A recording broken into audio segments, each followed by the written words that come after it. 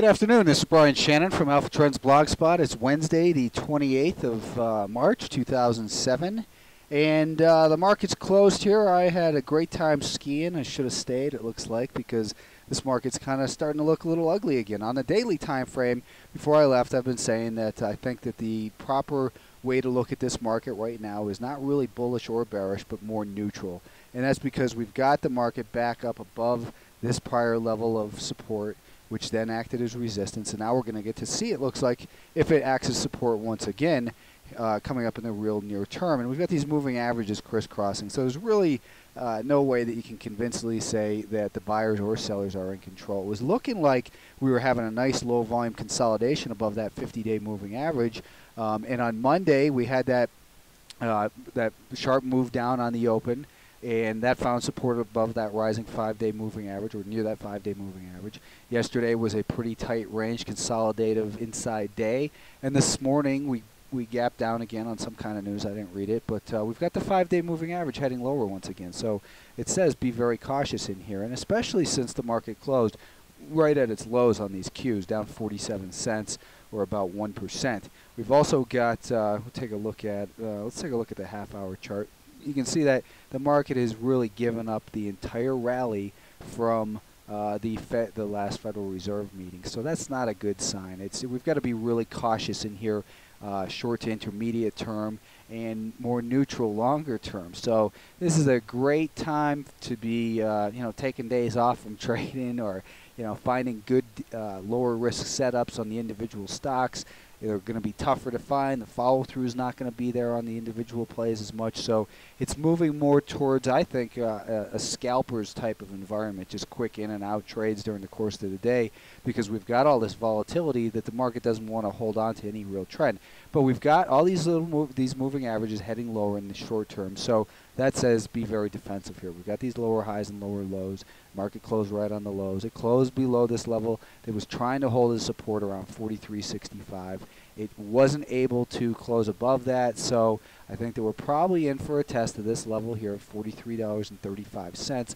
That was the important level prior to this this Federal Reserve influenced rally. It kind of broke out the day before that, but it'll be interesting to see if we can hold above there and then maybe push back higher. But so far, I'd say the jury's out, and I'm going to go back to sticking my head back in the sand, as one reader accused me of before.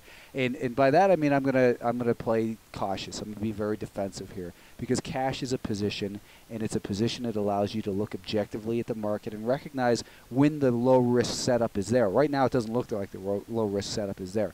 You could make a case that, hey, the market found resistance here before, and let's extend that out a little bit further. If this support from mid-January that became resistance earlier in the month might now be acting as support again, and there's, that's a reasonable way to look at it on the daily time frame. But we've got these moving averages crisscrossing. That represents indecision. The 10 and 20 are both below that 50-day moving average. That 50-day moving average is kind of flattened out, so it's really tough to say. There's no reason to get aggressive, either long or short, right now. We can see this little uptrend line obviously was broken, with the gap. So that's just in the last 15 days or so, looking at 10-minute candles in here. We've got the 5-day moving average declining in here as well. So short to intermediate term, I'd say look for lower prices, neutral, best case, unless we get some kind of surprise, and that's clearly always a possibility, which is why we use stops.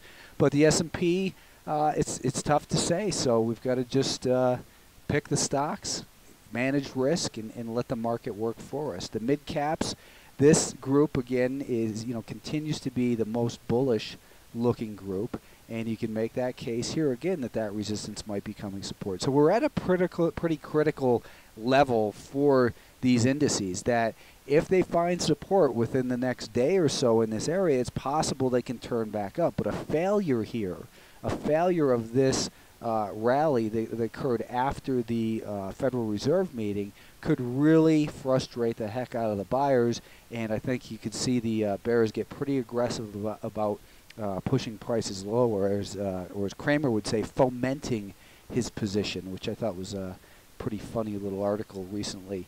about what he was doing with his hedge fund. But you know, in that level, 43.35 on the Qs, and we're basically right there. Maybe let's call it 141.40, I think, on the spiders, and the mid caps.